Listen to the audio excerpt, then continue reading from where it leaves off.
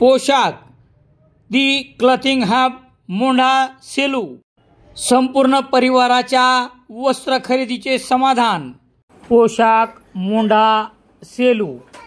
सेलू शहरातील मार्केट शाखा या जवाहर रोडवरील ओळखल्या जाणाऱ्या जुनी हैदराबाद बँक आताची भारतीय स्टेट बँकेच्या एका अधिकाऱ्यास 78 लाखाच्या रुपयाच्या केलेल्या फसवणूक प्रकरणी 17 मार्च रोजी तेलंगणा येथून सेलू पोलिसांनी उचललेल्या एका 36 वर्षीय आरोपीची प्रकृती चांगलीच खालावल्यामुळे त्यास पोलिसांनी तात्काळ परभणीच्या जिल्हा रुग्णालयात उपचारार्थ दाखल करण्यात आल्याने पुढील कार्यवाही तूर्त तरी लांबणीवर पडली असल्याची माहिती पोलीस निरीक्षक दीपक बोरसे यांनी बुधवार 19 मार्च रोजी दिली आहे।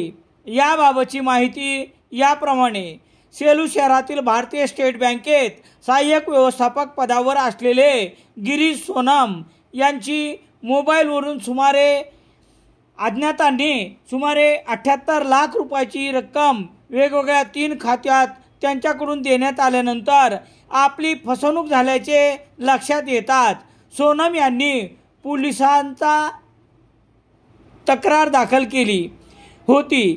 ही घटना डिसेंबर 2024 मध्ये घडली होती। या घटनेत पोलिसांनी केलेल्या तपासात प्रथम मुंबई व नंतर तेलंगणा येथे पोलीस उपनिरीक्षक गणेश पवार, पोलीस हवालदार अजय राजकटला, पोलीस नायक अमोल वाडेकर यांच्या पथकाने सोमवार 17 मार्च रोजी सुनील कुमार शंकू वय 36 वर्षे राहणार शंकरपल्ली जिल्हा तेलंगणा यास ताब्यात घेतले।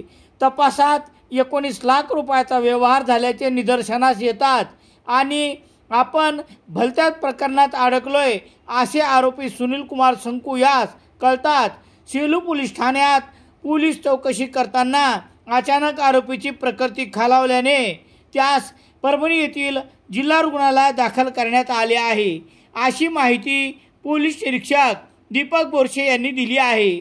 दरम्यान बँकेचे सहाय्यक व्यवस्थापक सोनम यांची झालेली 78 लाख रुपयाची फसवणूक आणि पोलिसांनी ताब्यात घेतलेला आरोपी याच्या प्रकृती दुरुस्तीनंतरच नेमके काय ते कळणार आहे।